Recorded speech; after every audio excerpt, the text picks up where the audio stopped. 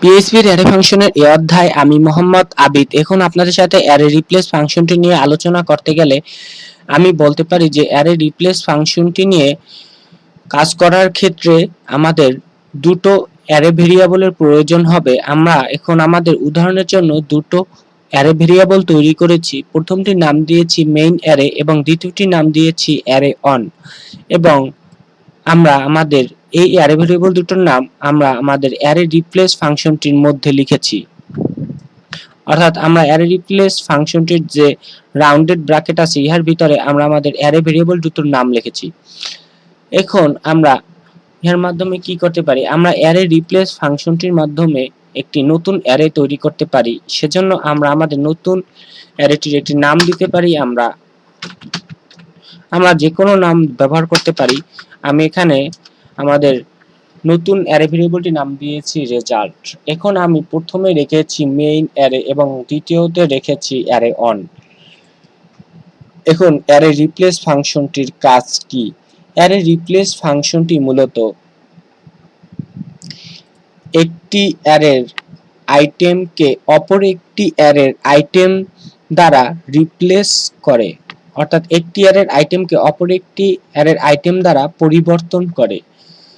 অর্থাৎ আমরা এখানে যে প্রথমে মেইন ভেরিয়েবল মেইন অ্যারে রেখেছি এবং পরবর্তীতে যে ভেরিয়েবল অ্যারে অন রেখেছি, ইহার মাধ্যমে আমরা বলতে পারি যে মেইন অ্যারের যে ভিতর যে আইটেমগুলো রয়েছে ইহাদের যদি কোনো একটি আইটেমের কির সাথে অ্যারে অনের যদি কোনো আইটেমের কি এর সাথে মিলে যায় তাহলে মেইন অ্যারের যে কিটির সাথে মিলে যাবে সেই কিটির ভ্যালুকে চেঞ্জ করে অ্যারে অনের ভ্যালুকে আমরা প্রকাশ করতে বলতে পারি। অর্থাৎ আমরা যদি এখন লক্ষ্য করি মেইন অ্যারের ভিতর আমাদের যে প্রথম আইটেমটি রয়েছে তা হলো এমডি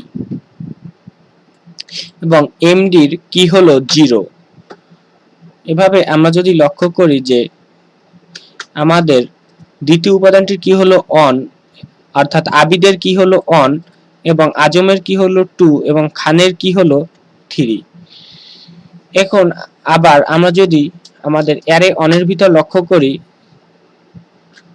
যে আমাদের রিফাত নামে যে ভ্যালুটি রয়েছে ইহার কি হলো অন এবং আমরা পরবর্তীতে যে হোসাইন নামে যে আমরা ভ্যালুটি রেখেছি ইহার কি হলো 4। অর্থাৎ ইহাদের কি আমরা নিজেরা বলে দিয়েছি যে 4 নামে একটি কি হবে এবং যার ভ্যালু হবে হোসাইন, ইহার কি 4।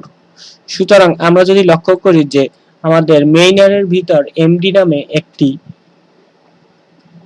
ভ্যালু রয়েছে যার কি হলো 0 এবং অ্যারে অনের ভিতর রিফাত নামে একটি ভ্যালু রয়েছে যার কি হলো 0। অর্থাৎ এখানে 0 নাম্বার কিটির সাথে অ্যারে অনের 0 নাম্বার কিটির সাথে মিলে গেছে। সুতরাং আমরা এই এমডি লেখার পর এমডি আইটেমটির পরিবর্তে আমরা এখন রিফাত আইটেমটি ব্যবহার করব। অর্থাৎ এখন আমরা যে নতুন যে রেজাল্ট ভেরিয়েবলটির ভিতর যে অ্যারেটি রাখবো তাহার ভিতর আমরা এমডি লেখাটির প্রিভিউ পাবো না, তার ভিতর আমরা রিফাত লেখাটির প্রিভিউ পাবো। এবং এখন যদি আমরা লক্ষ্য করি যে হোসাইন যে ভ্যালুটি রয়েছে ইহার কি হলো 4, অর্থাৎ আমি এখানে 4 বলে দিয়েছি এবং আমরা আমাদের প্রথম অ্যারের ভিতর যে সর্বশেষ কিটি রয়েছে তার কি হলো 3, অর্থাৎ আমাদের প্রথম অ্যারের ভিতর 4 নামে কোনো কি নেই।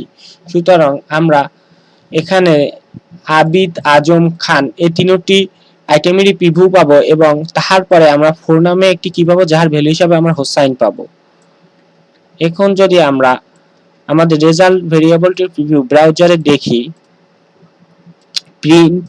প্রিন্ট আন্ডার স্পেস আর কমান্ডটির মাধ্যমে আমরা যদি আমাদের রেজাল্ট ভেরিয়েবলটির প্রিভিউ দেখি তাহলে আমরা কি দেখিতে পারিব?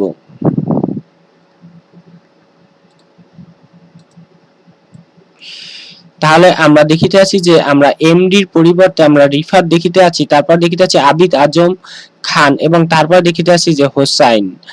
এখন আমরা যদি আমাদের উদাহরণটিকে আরেকটু পরিষ্কার করার জন্য বলতে পারি যে আমরা এখানে অ্যারে রিপ্লেস ফাংশনটির আর্গুমেন্ট হিসাবে আরো একাধিক অ্যারে ব্যবহার করতে পারি। ধরুন আমি আরেকটি অ্যারে নিলাম, অ্যারে টু নামে ভেরিয়েবল টু নামে আমি আরেকটি অ্যারে নেব এবং ইহার ভিতর আমি যদি কিছু আইটেম সংরক্ষণ করি, ধরুন আমি ইহার ভিতর একটি আইটেম রাখবো, তাহা হলো আমানুল, অথবা ইহার ভিতর আমি আর রাখতে পারি, আমি যে কোনো নাম রাখতে পারি, আমি রাখলাম রাকিব। এখন আমরা যদি দেখি যে আমাদের রিপ্লেস ফাংশনটির ভিতর আমরা যে অ্যারে রিপ্লেস ফাংশনটির ভিতর আমরা যদি দেখি যে আমরা এখানে এমডির কি হলো 0 এবং তারপরে আমাদের রিফাত ভ্যালুটির কি হলো 0 এবং তারপরে আমরা যে আমাদের অ্যারে 2 রেখেছি তার কি হলো 0। এখন যদি আমরা ভেরিয়েবল অ্যারে 2 এর মান আমরা এখানে কমা দিয়ে আমাদের অ্যারে রিপ্লেস ফাংশনটির ভিতর ব্যবহার করি, অর্থাৎ অ্যারে রিপ্লেস ফাংশনটির ভিতর আমরা তিনটি আর্গুমেন্ট রেখেছি, তিনটি অ্যারে ভেরিয়েবলের নাম।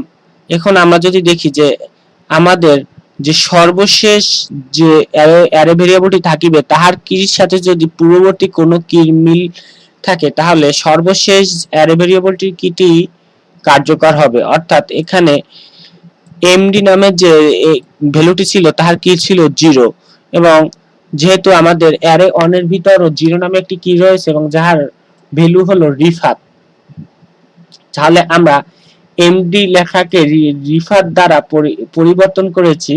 এবং আবার আমরা যদি অ্যারে 2 এর ভিতর দেখি যে 2 এর ভিতরও 0 নামে একটি কি রয়েছে যার ভ্যালু হলো রাকিব, তাহলে আমরা রিফাত লেখাটিকে পরিবর্তন করে রাকিব করেছি। এখন যদি আমরা ইহার প্রিভিউ ব্রাউজারে দেখি তাহলে আমরা কি দেখিতে পারিব,